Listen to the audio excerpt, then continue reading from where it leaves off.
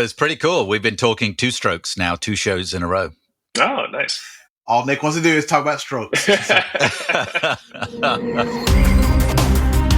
Welcome to the Two Authors Chat Show, an entertaining podcast with 2 best-selling authors connecting readers with an eclectic array of distinguished guests through lively conversation and interviews. Hosted by mystery, suspense and thriller writers Douglas Pratt and Nicholas Harvey. Welcome to this week's show, everyone. Hope everyone's having a great holiday because yesterday was Christmas and that makes today, what is this day again? Boxing Day? Today is Boxing Day. Boxing Day. What the hell is Boxing Day anyway? That's totally not an American thing. We're like just sleep on the couch kind of day. Right. It's when you go around to your neighbors who've pissed you off all year and you box them on the nose. Oh, that's perfect. Yeah, that sounds like a day I could get behind. Like just you get behind that. Yeah, right after the holidays. So no, it has nothing to do with beating up your neighbor day. It's traditionally back in the days of yore. It's actually when the gifts were given. So that's when they were boxed up and gave the gifts.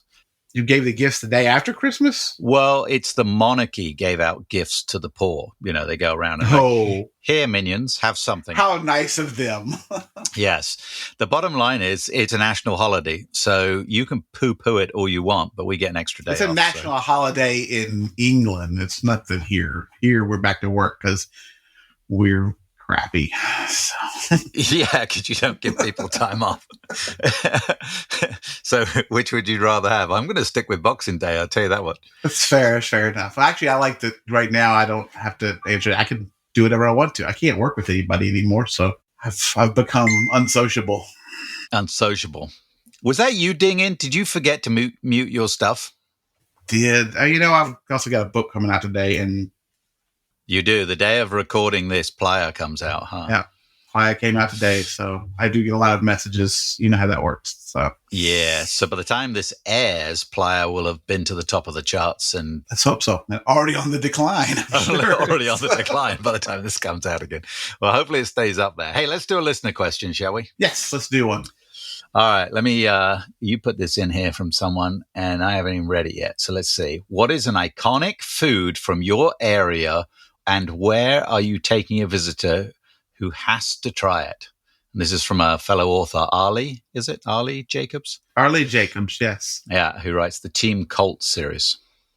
Okay, so iconic food. I like food. So I'm from Memphis. We are going to have to go to barbecue because Memphis has the best barbecue in the world, really. So I will probably take them down. We got a place downtown called Blue City Cafe, which makes the best ribs. You know, I think I took you down there.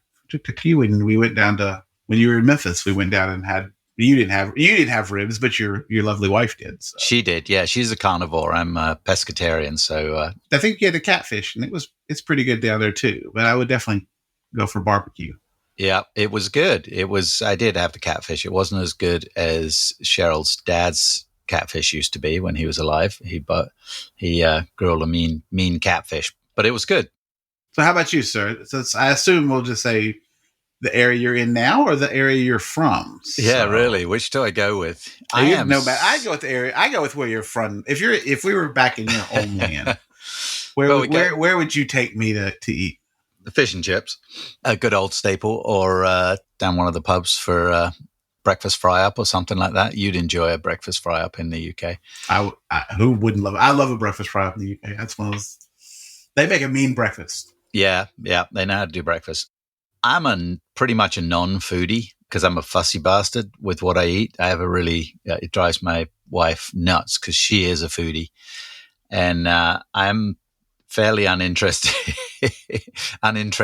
and uninterested in most food. I like food. You can tell by the size of me. I like food, but I'm just not a foodie. But around here, we're in. So as we're recording this, we're in Newport Beach, California, where we're staying for a few months in the house. And if I was to take you somewhere here, I would take you for fish tacos. I do love fish tacos. Baja fish tacos. So the style done in Baja, California, which is, and in fact, it's only a couple hours and we could nip down to Baja, Mexico and go to a taco stand down there, which is pretty cool. You know, I would be down for like a taco stand tour of California and Mexico. I mean, that'd be, Oh my you God. can't beat a taco. Tacos are the best. Like, Tacos are Yeah. great. You can live on tacos for the rest of your life, I think. Some people are scared of the Mexican taco stands, but no. but they are the best. They are the best. Well, when we were in Puerto Vallarta researching Playa, I ate so much tacos. Like those taco stands were phenomenal. And you could go in there and buy like 10 tacos for $5. It was just amazing. Those things were so good. And you get to like the good spices, a little green sauce, and it's awesome. Light your ass on fire with it. So. Yeah, oh yeah. I'm saying, oh yeah, like I like that, but I'm a spice wuss, so I can wasabi. I can wasabi like nobody else. Yeah, I don't care for wasabi that much. I mean, it's love okay, it. but I love I'll take wasabi. some good hot sauce with that, man. Cheryl makes like wasabi mashed potatoes because I'll put wasabi on my cereal. I love wasabi. I put wasabi up my nose once. It was a dare. I don't recommend it, by the way. I do not recommend putting wasabi up your nose. But No, I don't think so. No, but when it comes to peppers, I don't really like how pepper. How old were you when you did that? I'm just curious. So. Embarrassingly mature. It was a dare. Is that like, that sounds like we used to have this when I worked in the restaurant business. We had this a food runner, busboy, who just a great kid, but he was not the brightest, bulb in the batch. And he would do anything you asked him to do. Like, we were like, hey, take a spoonful of cinnamon and eat it. And he'd do it. And you can't swallow it. It's terrible. I could see that we would have talked him into doing that too. Yeah. We were mean. He was a great kid though. He was awesome. A good friend of mine from Finland, Markus Niemler, who was lived with us for a while, and he was a race car driver. I was his race engineer. He's a wonderful guy. We're great friends. And he dared me in a sushi restaurant. He said, "You will be my hero for the rest of your life if you put wasabi up your nose." I'm like, well, hero for the rest of your life? Come on. Oh, there you go. Yeah. So you can't walk away from that. How long did it take your eyes to stop watering? Like 20 minutes. It was like, oh, this is going to be okay. And then it was like, oh, no, this is not going to be okay.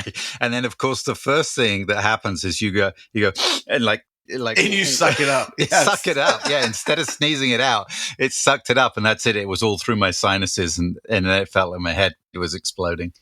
I bet the sinuses were clear for weeks. Oh, my gosh. I could breathe easy.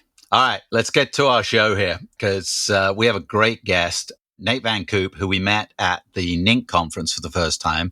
He's a great author, and he has been writing time travel books for a while and is hugely successful.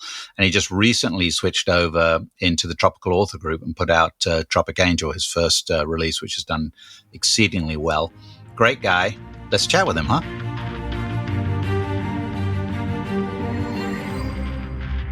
Nate, thanks so much for joining us today, and welcome to the show. Yes, welcome. I appreciate you guys having me. Let's just start off. Tell us a little bit about what drove you into becoming an author and a little bit about your background.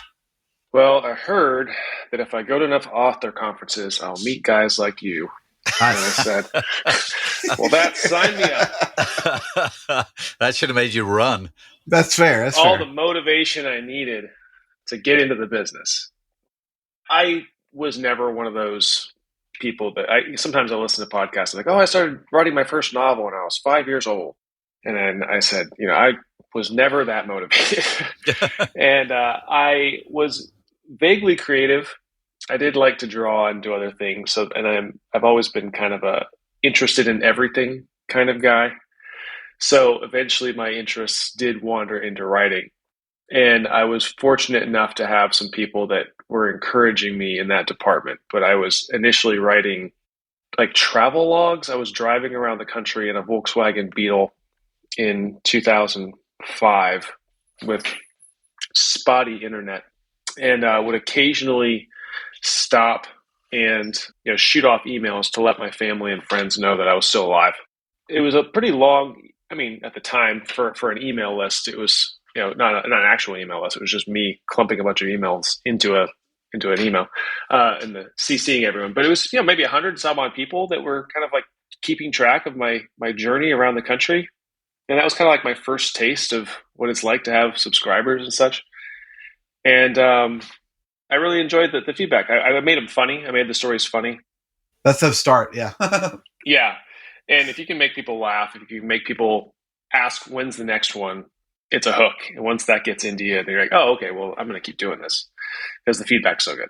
So when did you write your first book? I started playing around with it in 2008. I wrote maybe the first 8 or 10 chapters. Had no idea what I was doing. And then I sat on it for quite a few years. And then eventually joined a writer's group in 2011 or so. And then that was all the inspiration I needed. Like actually having to show up with material made a huge difference. And we all had to sit, read each. There was 3 of us that were writing novels at the time. And I finished that book in like 6 months after that because I had that accountability, which was huge. So that was my first time travel story. You said something that I'm wondering, like, how many writers actually start with I know exactly what I'm doing. Like, you made that comment, like, I didn't really know what I was doing. Like, I'm curious. There's got to be somebody out there who's like, I know exactly what I'm doing, and I'm going to do it. Most days I get up and go, God, I don't know what I'm doing. It's like, yeah, it's kind of crazy. Still. So how many books do you have in your time travel series? That's a good question. Maybe 10-ish, somewhere in there. Depends on when you ask him, right? Yeah. Past, present, or future books. That's right. It's got to be confusing. Thank you, Doug. Doug's time travel humor. It's like dad humor, but yesterday. Nerdy dad jokes are the best. I do what I can, so. Yeah, I started out with that, and I wrote 4 books in the original series. Then I have a couple of novellas or short books that go along with it. And then there's another 4-book series on top of that that's a spinoff. So 10 titles, a couple box sets. Always indie published? Yes, and I started at a really good time. I had read the book Write, Publish, Repeat early on by Johnny, Sean, and Dave, I think, from the Self-Publishing Show podcast. And they had put that book out pretty early on. There was another book prior to that, and I'm blanking on the name, but it was very similar. And the 2 of them together kind of inspired me into, publishing as an indie. And I also learned so much more later on about how the traditional publishing system works and why they accept or reject things. And it made sense. So I had submitted to a few agents and things, but I was writing this, out there time travel adventure. And now as a publisher, looking back on it, I'd be like, oh, I get why this would be really hard to market as a big traditionally published publishing house, especially a first book in a series with it's like, would I want to take on some brand new author with a brand new book who has no following, who I don't know if they're going to write another book or not. So when you're an indie, you can bet on yourself because you know yourself, whether you're going to follow through or not. And you can double down on something, even if it's not making money. If it's just making coffee money, that's coffee money. It's not going to run a publishing house. It's not going to be worth it to anyone else to do it, but you can do it. And then, all of a sudden book 1 turns into book 2, and now your coffee money is, starting to pay a couple bills. And then now you're okay, now I can do book 3. And then you're Taco Bell money. Yeah. Yeah. Then you're compounding on your successes and, hopefully turning around and putting that money back into the business and, cover designs and all that stuff. And I learned all that. And I loved it. And also the fact that you can stumble into this community and then have such a supportive group. It was just a great time to be an indie writer. Like starting around 2012, 2013, I published my first book actually in 2013, I think. That was the golden years to get started, right? Yeah. My second book came out in 2015. And then after that, I've basically been putting out a book a year, more or less ever since. And it's been great. Like some of the people that I reached out to then to connect with, authors I talked to, are still my close friends now. And we were back then, we had 1 book, 2 books out, and we've kind of gone on this journey together over the last 10 years. And it's so cool to see where we all are now by comparison, and also to be able to reach back and help those people that are just getting on the bottom of the ladder now, and keep assisting them up in the climb. So now you have 2 pen names now. So all your time travel stuff is under Nathan Van Coops, and you contracted to Nate Van Coops for your new tropical author thriller, Tropic Angel. Just to be super sneaky, super sneaky. I want to slide so in mysterious. There. Yeah. How did you figure that out, Nick? How did you figure it out? He's pretty smart. Don't let him. Yeah, I write mysteries with complicated plots, so it took me a day, but I got there. So, but it's weird how you use the same author photo too. Like that was how you're like, I'm gonna really throw him off. It's like, wow, this guy looks like him, but they got the same name. It's crazy. They got a different shirt on though. Put a mustache. I have a friend who did that. She put a mustache on for one of her pen names, and I oh my laughed so hard. That's great. So explain a little bit the mentality behind that. You want to keep them separate for marketing purposes, correct? I do, because if there's one thing that I've learned now that I wish I would have learned early on, is that genre is everything in publishing, in success, in marketing. Knowing your genre, sticking to your genre, marketing in your genre, understanding how different genres are and not trying to mash them together. That was probably my greatest mistake as a publisher, not as a writer, because I love to write whatever I want to write. And I've never regretted it from a writing standpoint. But some of my books are some funky mashups of really different genres that I'm piecing together in a place where it only exists where my book is. Like when you put the Venn diagram up and like, where do these two genres connect? Oh, only in Nathan Van Coops' book. This is the only spot, which is a very difficult way to market a book and to sell a book. It's a great way to write an original story, but it's a terrible way to sell it because there's nothing else like it. People think that they want fresh, new, original stories. I was going to say, everyone says they want different, but they don't. They do not. They don't. That is a lie. That is a big lie. So for me, the move to write as Nate Van Coops was like, I'm going to start fresh. I do not want my also bots all full of time travel books, because Amazon is an algorithm that needs to know what it's selling. And I needed to just come to Amazon and be like, here's a fresh piece of content. Please fill it with also bots from you guys. And I'm so happy. I was just looking at my page today, and it's just nothing but Don Rich books down there. It's like sponsored products, like similar books, all Don Rich. I'm like, okay, I'm fine with that. So it's like, I'm good with it. If I see your books, Doug, I see your books, Nick, like, I'm like, that is exactly what I was just setting out to do. I didn't even tell anybody. Who's Don Rich? Doug, do you know a guy called Don Rich? No, I don't know him at all. So he's That's especially for Don. We love you, Don. Yeah, we love you, Don. That's for you. I've got a question though, time travel question. So I have enough trouble keeping who is who in my books. How do you do that when you alter? How do you keep the details and the timelines right in a time travel book? And the rules. Yeah, what are the rules in your time travel book? And there are so many rules in time travel, and there are so many ways to break them badly that I had to come up with. I think that's part of why it took me 4 years to write that first book, was that I came up with this entire system of time travel, and it works in the story. There are rules, and if you stick to those rules, it makes sense. And I think the entire reason why I have an author career right now is because I nailed that particular genre. I wrote a book that was a straight up time travel adventure story, and people who like time travel don't like there to be a bunch of plot holes and things wrong with the time travel. And because I thought it out so well and I made a system that worked, people were like, yes, I want more of this. And so I wrote more books in that series, and people were with me on it. And then later on, I kind of like, okay, I'm going to branch out into like mystery, thriller, time travel, and other stuff. And that was fun, but harder to market, like I said. But having consistency in your own world is huge in time travel. Well, hey, let me back up here for you, because I do have an idea. I want to pitch you for a time travel book. I've had this idea for a while. I'm thinking I want a time travel. A guy that invents time travel, but he only uses it to go back in time to get delivery from places that went out of business. That's actually pretty funny, because like my time travelers do that. They'll go back to restaurants that they like, and they're like, "Oh no, it wasn't in business then. It's only in business here." Yeah, right, definitely. I would like to get the McRib, but not in Christmas time. I want to go in July and get a McRib from McDonald's, so I did time travel. My wife wants the caramel apple empanada from Taco Bell.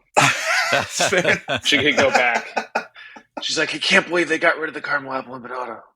I mean, I think that's a viable use for time travel. Perfectly legitimate. And it always shows up hot. You know, if you use time travel for delivery. That's true. You don't have to worry about, everything. It's always fresh. I think you could even to get there. You could even take people back to relive their first date like in a restaurant that's long since closed down, like it's their 50th anniversary. So you charge a lot of money. It's like time travel tourism. Oh my God, what a train wreck that would be. Every time you come back to current time, it's like just a wasteland because you completely screwed up like what we do but this not time. in the multiverse. Not in the Nah, multiverse. that's right. You're not in a multiverse. We got fined. Every time you go back, it's just, you've just ruined another Earth. Yes. So. I'm already confused. I'm on page 1 of my own book. I'm writing about time travel. I'm like, now wait, what did I do wrong? I screwed it up already. All right, let's talk about your tropical books, because now you're branched out, completely different genre. It's not completely different because it's still kind of mystery, adventure, but now without the time travel element, right? And Tropic Angel did really well as a first book in the genre. So tell us about that and writing that.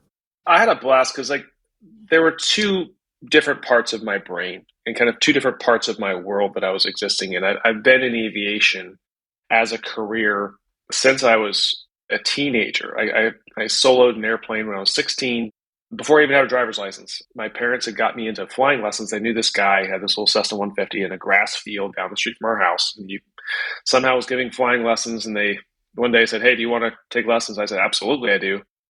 And I've been hooked ever since. So I ended up in aviation maintenance, mechanic examiner for the FAA now as one of the jobs I do, where I get to proctor test for people that want to become aircraft mechanics. I used to manage a maintenance shop for a while. And I have my own plane. I have a small plane that I get to fly around in. That has been a deep love of mine for 25 years. And it only just finally occurred to me that maybe I should actually try writing a story using this 25 years of I never claimed to be brilliant, it's I'm a little slow. Write what you know. That's the first key to writing. Right? He's like time travel. Time travel. That went right over that advice, yeah. I heard that advice, went right over my head.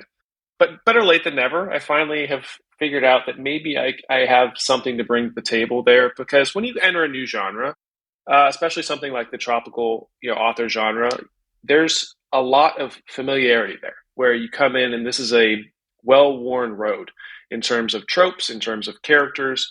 Like, we've seen various incarnations of this main character a zillion times, and that's what people want. People want to see the same but different. I knew what needed to be the same. I've got a guy, he's ex-military, he lives on a boat. Like, there's a lot of kind of standard tropes that exist in this genre that I could do the same. And the way I could do a little bit different was to add in the aviation element, because there was less of that. It's already popular in the genre. I could double down on that in a way that I knew was going to be authentic and realistic, and very much like the sci-fi readers who are very particular about their time travel. Pilots are very particular about their aviation fiction as well. When we watch movies, or it's just like seeing a plot hole, where if you see an airplane that doesn't do something that it does on film, for example, you see some guy like crawl through the landing gear and somehow end up in the cabin, and you just want to throw a shoe at the television because it just doesn't work that way. And there's so many times that happens that it's very similar to my frustration when I first started writing time travel, like all the things that they were sweeping under the rug and not dealing with. I was so frustrated. So the same with aviation. I'm like, I'm going to do this. I'm going to do it right. I'm going to play by the rules. Yeah, that's a lot of pressure, right? Because you've got to get it. And there's a balance, right, between details and info dumping a bunch of tech details about flying and planes versus keeping people in the story who maybe aren't tech minded. Have you found it tricky to balance that? It is, but I think I managed it in book one. And I think that it's most important in book one, because after that, people are invested in the characters. It's just those first couple chapters where they're like, they're waiting for you to screw up. They're like, give me an excuse to throw this book in the trash, and I will, because they're so ready. If they're looking at the look inside on Amazon, because I put aviation thriller right in the subtitle for the series. So people are like, okay, I expect this to be right. And me as a pilot, I'm the same way. If I read an aviation book and it's clear from page 2 that this person has ever flown a plane before, I'm less likely to continue. But I knew I could do that well. And the reviews have showed out that, okay, occasionally I'll get a review where like, okay, there wasn't as much technical detail as I expected. And I'm like, I'm okay with that, because I want... Yeah. I got it both ways on diving. Some people are like, well, there's got off a little too much about that. And other people are like, do more of the diving. It's like, you can't please everybody. I do have another a flying question. So have you ever actually done any writing on autopilot? Interestingly enough, I tell this story a lot, is that the very first story I ever wanted to write occurred to me while flying. It was kind of a boring job, even though it was a fun job. I used to fly a traffic patrol plane in Baltimore area. I used to fly out of Westminster, Maryland, and I would do morning and afternoon rush hour traffic with this guy named Detour Dave. And we would Detour Dave. We would fly. That's awesome. That needs to be a character in a book right there. If you don't put Detour Dave in there, that's just awesome.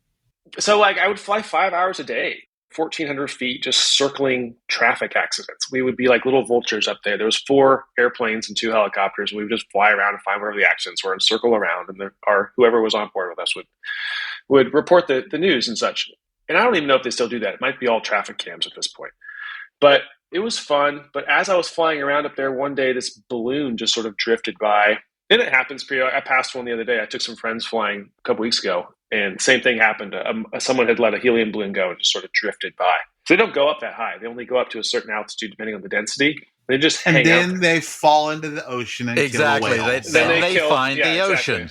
Exactly. So people don't use helium balloons because they're bad for the earth. It's awful for the environment. Yeah, you're going to kill a bunch of sea turtles and stuff. In any case, I saw it float by and it triggered in my head, what if there was more stuff up here? It just like lived up here, like seaweed, like kelp. What if we had like an ocean? The sky was like the ocean. And that ended up becoming my book, Faster Than Falling, which is kind of a science fiction world where that happens. Whole thing takes place on a planet where there's creatures and animals and people that live in the sky. And it ended up being what inspired me to become a writer in a lot of ways. Even though that wasn't the first story I ever wrote, it was too big for me and I wasn't ready to write it yet. But I did eventually write it. And I had an absolute blast getting that out. But it occurred to me from while flying around. That's pretty cool. That's awesome. Yeah. Do you hear Nina singing 99 Luftballons the whole time when these balloons go by? And do you hear the English or German versions? Got to listen to the German versions because, the German version is the best one. Yeah. So, way better. That's going to be in our show notes. Somebody put it. Yeah. Well, it was Comparison 99 red balloons in the English version, right? Because Luftballon is air balloon and they didn't want to say air balloon. So anyway, in your bio, you talk about motorcycles and VWs. You already said you toured the country in a VW Beetle, an original VW Beetle, Twice. Of course. Twice. And so what are the bikes? I'm a bike guy, so I got to hear about the motorcycles. Gosh, yeah. I recently had to sell my bike, which is a bit of a hit.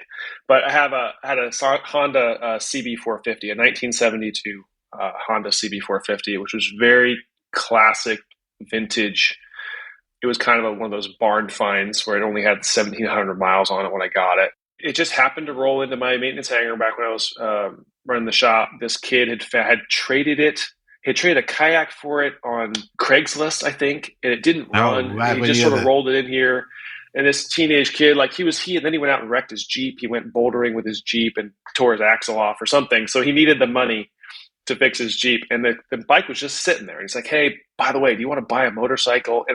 And I had known from the second it rolled in the hangar, like, I don't need a motorcycle. I don't want a motorcycle. But if I ever did buy a motorcycle, that's the one I would want. And then sure enough, he just walked up to me one day. I was like, hey, you want to buy this motorcycle? I'm like, oh, yes. Okay, fine. I do. And I taught myself to ride it on the airport property because all the taxiways and stuff around the hangars was the perfect place to just get on a bike and ride around. And then, Tom Cruise. All right, fine. But it is. Airports are amazing spots for motorcycles because there's nobody else out there. I mean, you have to make sure you don't turn a corner and run into a propeller, which would be tragic. That's Indiana Jones right there. So. Yeah. So I would tootle around town for a while on that, and it was a lot of fun for a lot of years. But then once you start having small kids and stuff, we bought a plane. So my wife was like, okay, well, you've got enough. You've still got the Volkswagen. You've got the plane. Something's got to go. And I'm like, all right, fine. Plane trumps a motorcycle, doesn't it? So, yeah. Yeah, it was an okay trade. I was okay with it. But it's pretty cool. We've been talking two strokes now, 2 shows in a row. Oh, nice. All Nick wants to do is talk about strokes.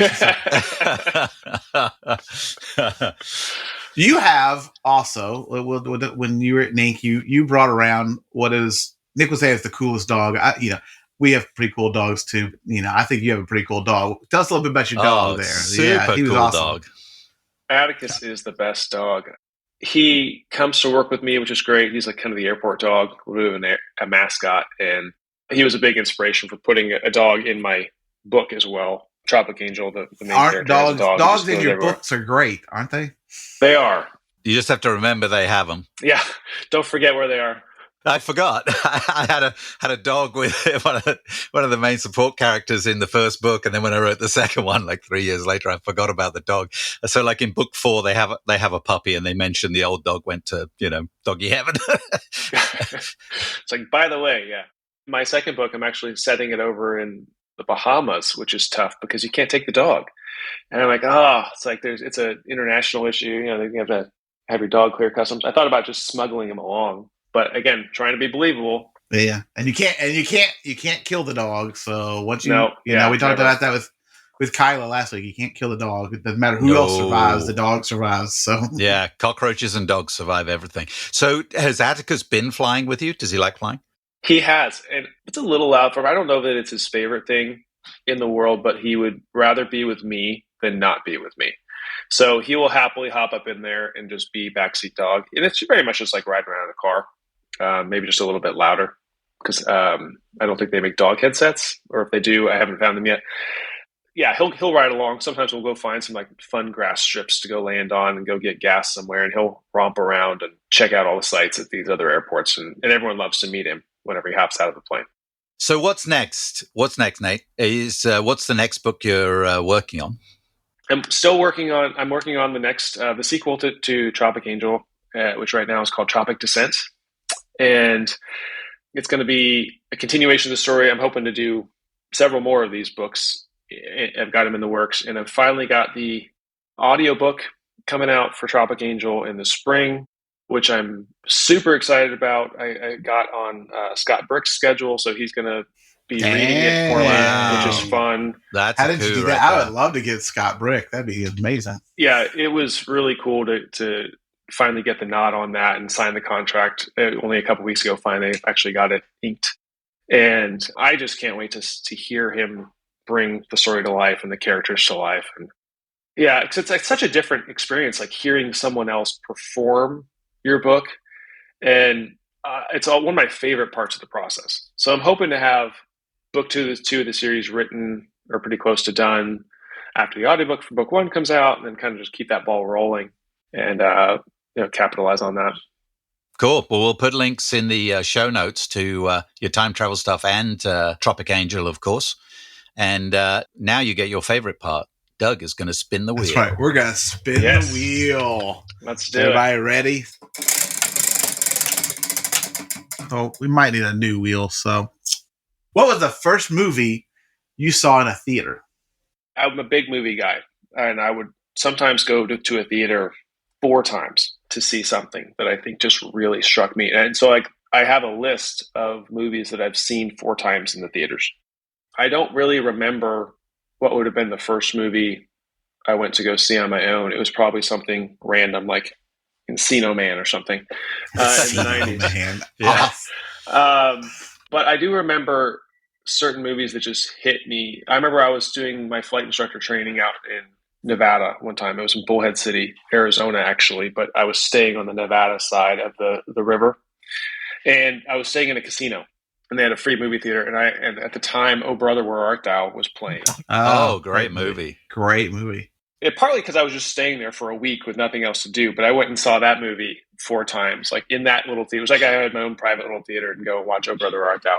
And I can still quote that to this day, because it was such a fun film. That is. My wife often quotes that when she says, "I said my piece and counted to 3." She would tell me that all the time. I said my piece and counted to 3. I still one of my favorites was, ain't this place a geographical oddity? 2 weeks from 2 weeks from everywhere. I'm a Dapper Dan man. That is a great movie. I fell in love with Alison Krauss and Union Station after that too. Like that movie just kind of like, man. It really brought out some great bluegrass. Oh yeah. Yeah.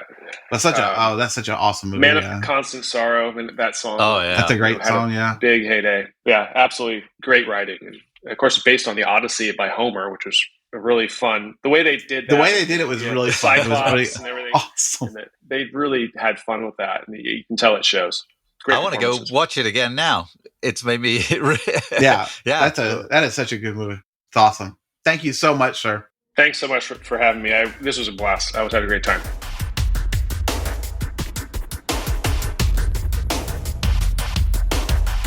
Well, thank you, Nate.